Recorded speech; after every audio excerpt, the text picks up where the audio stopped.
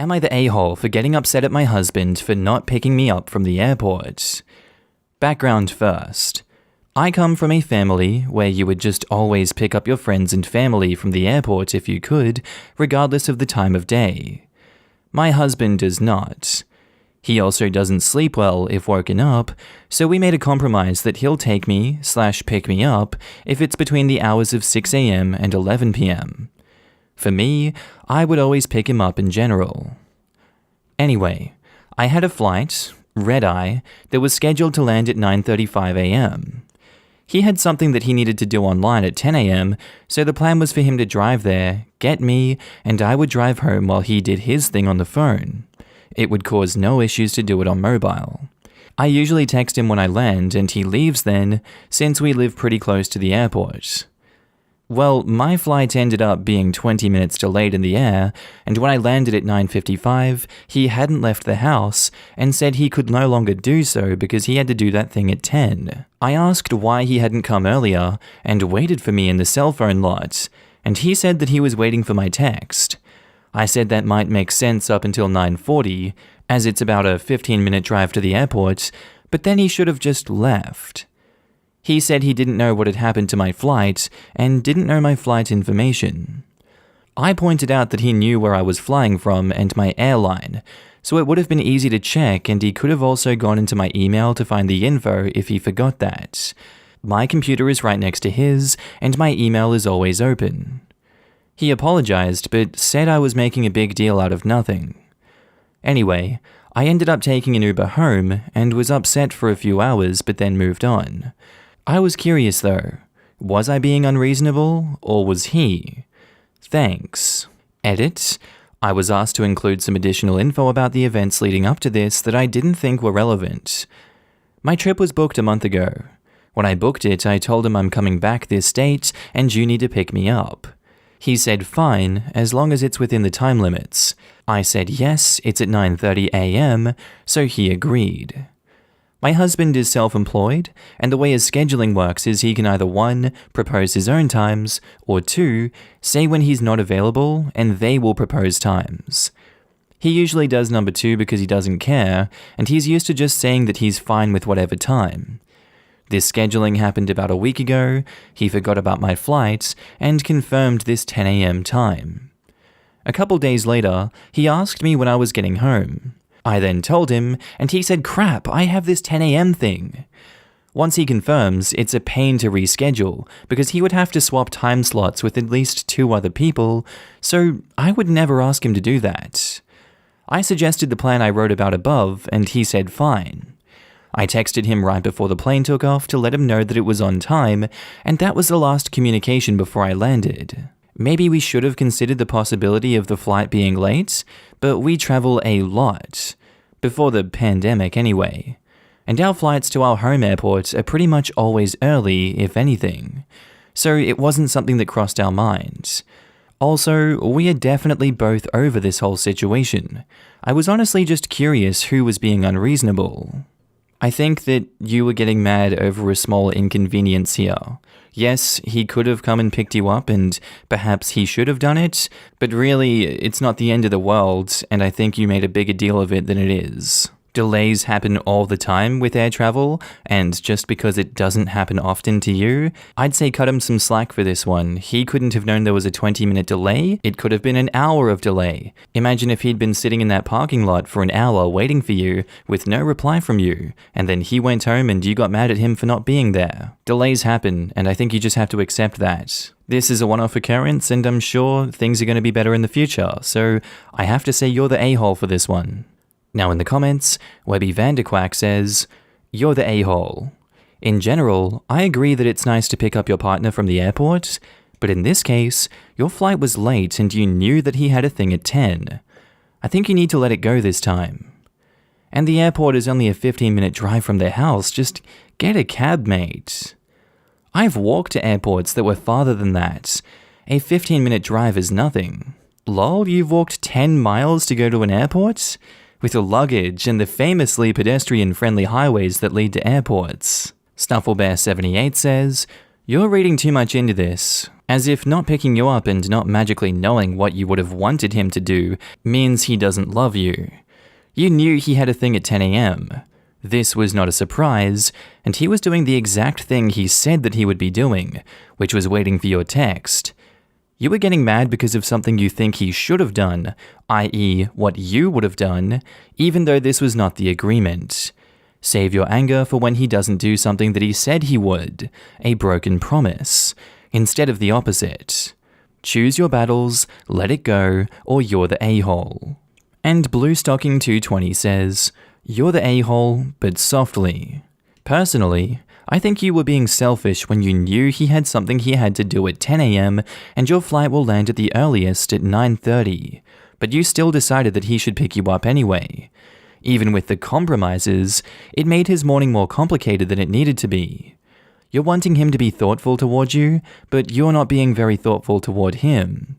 That's not to say he shouldn't pick you up when he is available, but in this case, you kind of set yourself up for disappointment.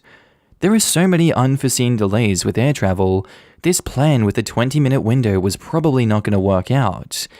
But I don't necessarily think you're just being unreasonable. There could be something else that made this feel bigger for you. You may want to reflect on why the airport pickup is so significant for you. Is it just a romantic movie image that's stuck, which case you should work on it?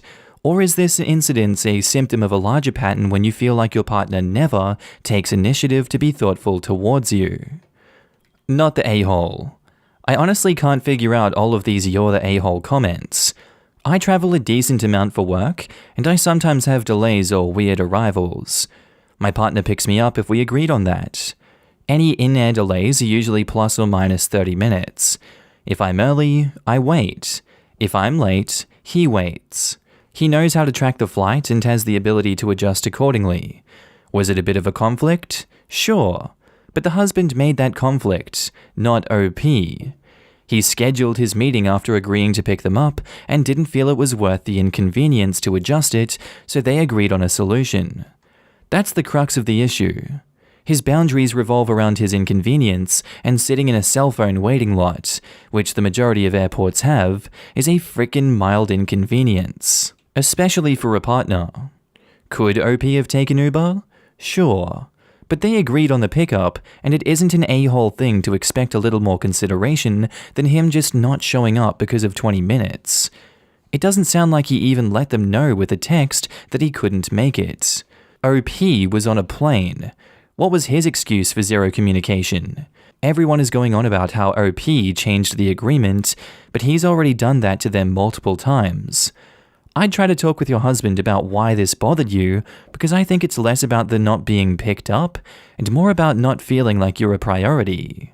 Finally, who just ditches someone they planned on getting from the airport because it was 20 minutes different than planned? Why agree in the first place if it's only if nothing goes wrong? Spoiler alert, planes never land exactly on time. I always check flight status. They make it so easy these days. And the worst part is the no communication from him. So disrespectful. I used to live in Houston. It'd be over an hour to get a cab or an Uber most days with ridiculous surcharges. After a long trip, expecting to see your spouse and then getting ditched like that sucks. Not the a-hole.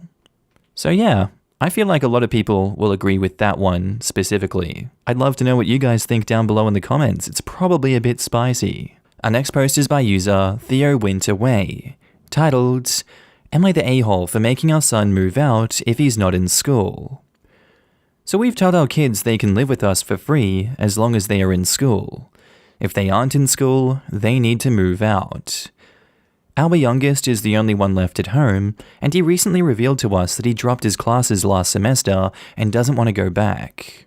We asked about his plans, and he said that he has no idea what he wants to do, so he's just going to work full-time at the restaurant he's currently working at. We said we support that decision, but if he's not going to be in school, he'll need to find a place of his own. He then backtracked and said he plans to go back in a semester or two, he just wants a break. Now, since it's been a hard year, and he says he has plans to go back, we said we'd give him until 2022. If he's not in school by then, he needs to move out. He's now mad at us because his plan was to use this time to make a lot of money and focus on himself. But now he'll be stressed out the entire time trying to figure out a new living situation. Before I get to judgment, I'd like some more information. So American Girl comments, quote, "We've told our kids they can live with us for free as long as they're in school. If they aren't in school, they need to move out." Info. Since he is being responsible and is working full-time towards a goal, why not include option 3? He can stay at home but pay a reasonable rent to you. I would only kick him out if he was just sitting around the house and not doing anything productive. Why punish a good kid who's doing good things? Surely you don't want him wasting time and money in college if he's not sure what he wants to study. And OP replies, "Honestly, we'd just like to live on our own at some point. We will put those desires aside for education because it's important to us, but it's also important to us that our kids get out there and be independent at some point. It's not so easy living with your adult kid. You had rules for them 3 years ago that don't apply now that they're 18 plus. Different ideas of how you want things in your house, but you have to find balance between roommate, landlord, and parent. I don't want him to waste money on college, but if he's working full-time, I think he should be capable of finding somewhere else to live in the meantime. If he wants to go back to school later, we will pay for it." Oh god, oh my god, this is a hard one to put into words for myself. Assuming this is America, it sounds like it is America.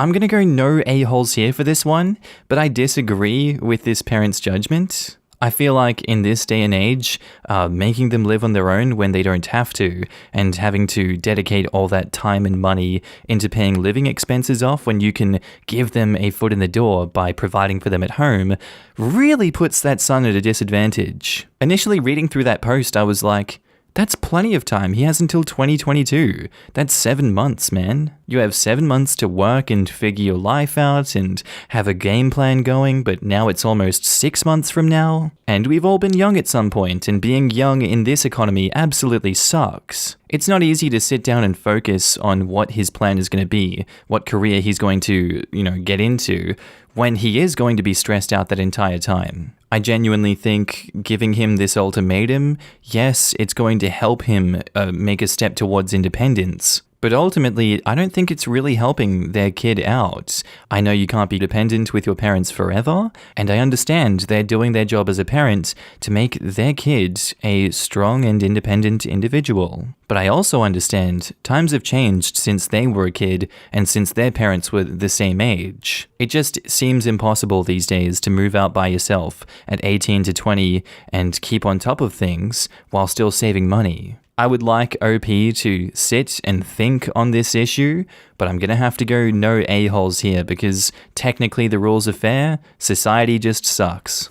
Now, in the comments, in reply to OP's comment that we just read, Usual Archer 916 says, "I hear you, but as an experienced grandmother, he's not making enough money to move out and have a good life.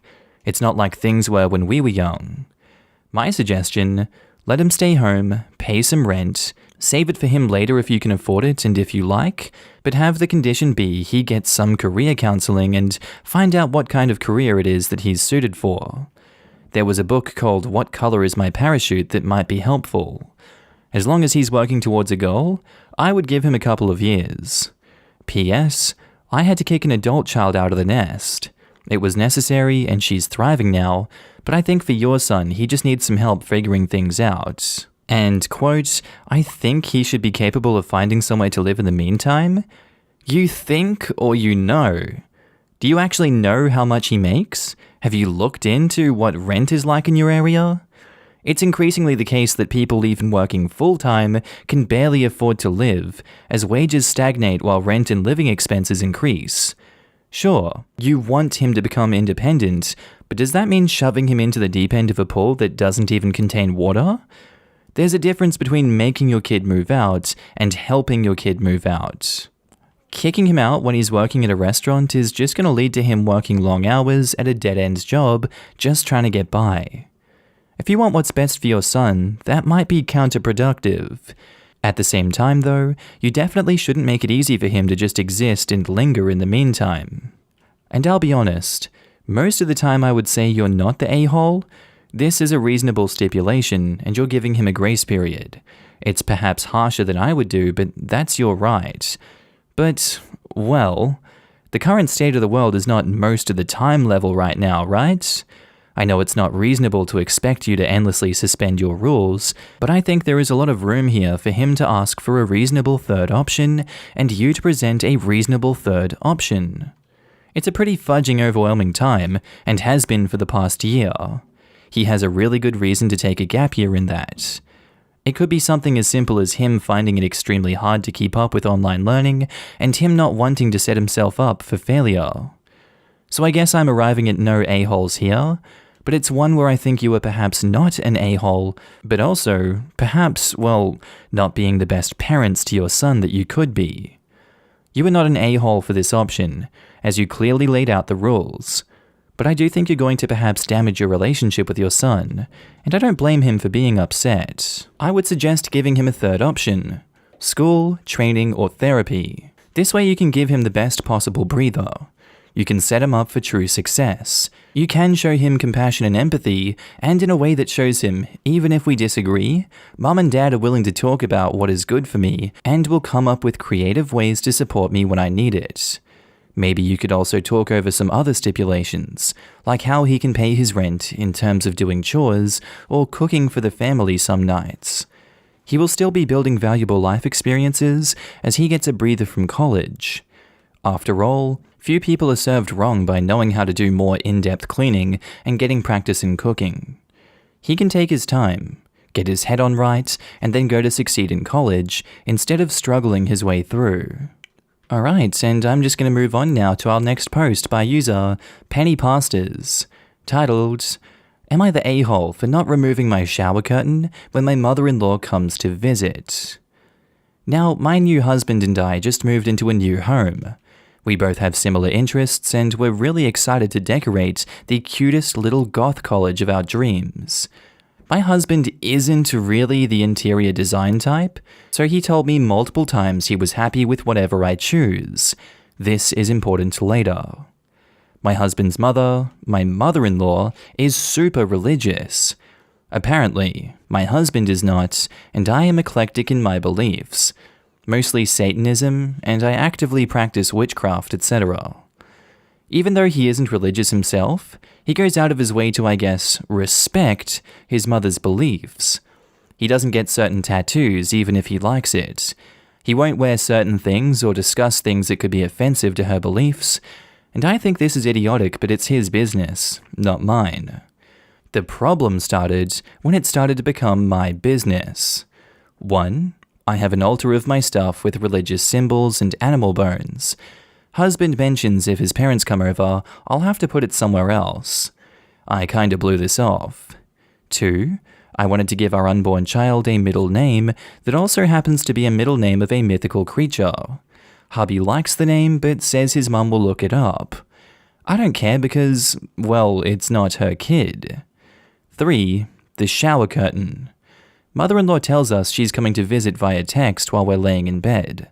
I watch him reply and then go to Amazon and say, "Okay, I'm getting you a new shower curtain."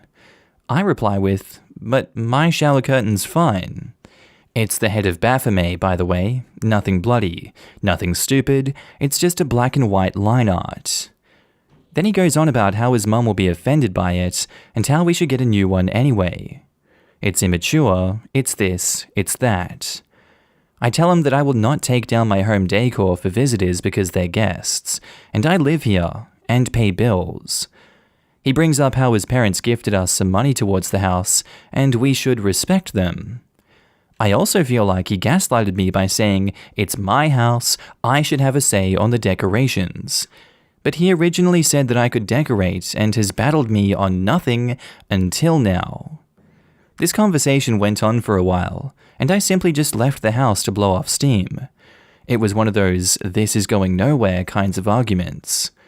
So I vented to a friend who said that it's just a shower curtain and I should respect his mum, and I'm being stubborn, but I really don't think I'm wrong. This is my religion. It's what I believe in.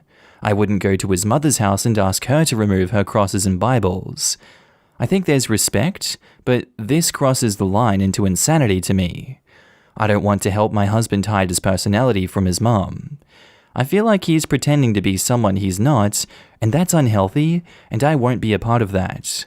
It's bigger than the shower curtain. My parents are religious old school people. They know what I am and they don't care, because I'm their kid with my own life. So why can't my husband just stand up to his damn mum? So, am I the a-hole? OP has offered the following explanation for why they think they might be the a-hole. I feel like I might be the a-hole because I got into a fight with my husband about a shower curtain, and maybe there's some weird respect thing that I'm missing and not understanding. Man, I really don't want to say the wrong thing here. I'm just going to say you're the a-hole. I just have a gut feeling that you're in the wrong for this one, OP. I can't particularly explain it, it's just a hunch. Now with my cop-out out of the way, in the comments, Greek American Dom says, "Not the a-hole. It's time for your husband to let his parents know exactly who he is. He cannot let them continue to dictate his life. Until he can stand up to them and be 100% himself and respect you for who you are in front of them, do not have kids with this man." It's a bit too late for that one. Sit him down and explain to him that he isn't showing respect to his parents. He is kowtowing to them. Instead, he is disrespecting himself, and even worse, his wife. Not the a-hole. Your mother-in-law can flaunt her religion, but you can't? How does she not know that you're into witchcraft? And OP replies, "I'm not sure if she knows or not. I don't hide it at all. Social media, what I wear, my decor. So unless he's told her otherwise, she at least should know that I'm not a Christian. She's never asked me or anything." I don't know if this advice will work for you, but my super religious mother-in-law found my altar, and she hasn't tried to exorcise me or anything. She was more curious than anything, though it might have to do with the fact that she's fairly young and somewhat open-minded, despite being religious.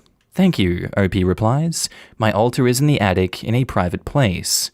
Maybe one day her and I can discuss it." Then why was husband even concerned about you hiding it from mother-in-law? Does she plan to inspect the attic and crawl space as well? Goodness. But this is kinda difficult. Pushing too hard might just put him on the defensive. We're talking a complete 180 in his attitude towards his parents and entire upbringing.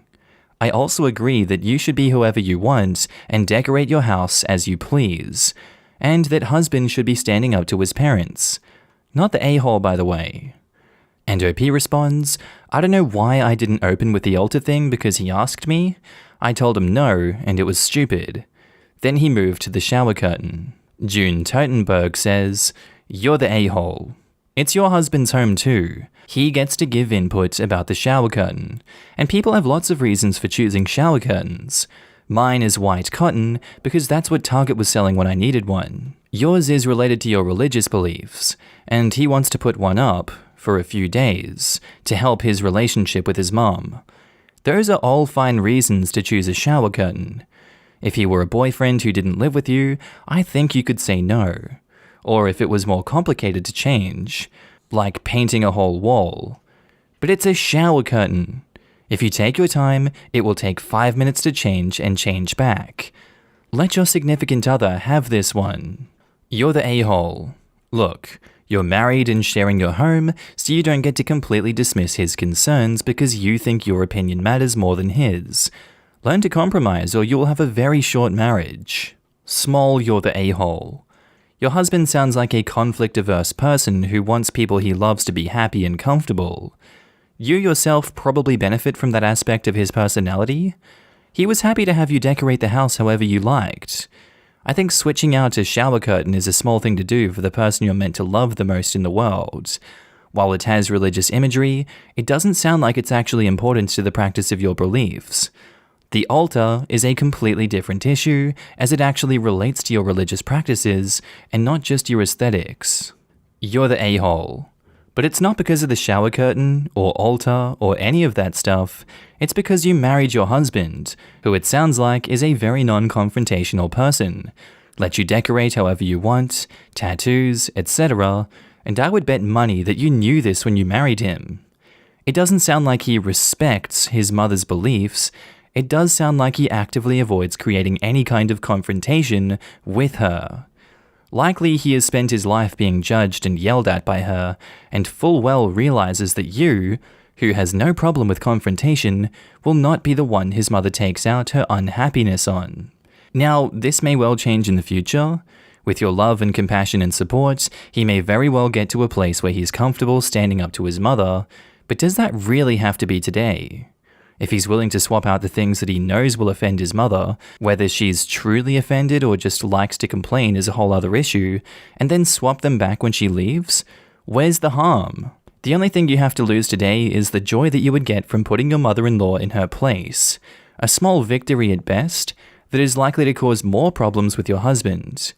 He could even internalize it as you behaving like his mother. But if you can be okay with the temporary changes, then your husband knows that you've got his back. You strengthen the bond of your marriage, and you start moving him towards standing up for himself, and for you. And, as an added bonus, being extra nice to your mother-in-law now will lower her guard for future confrontations.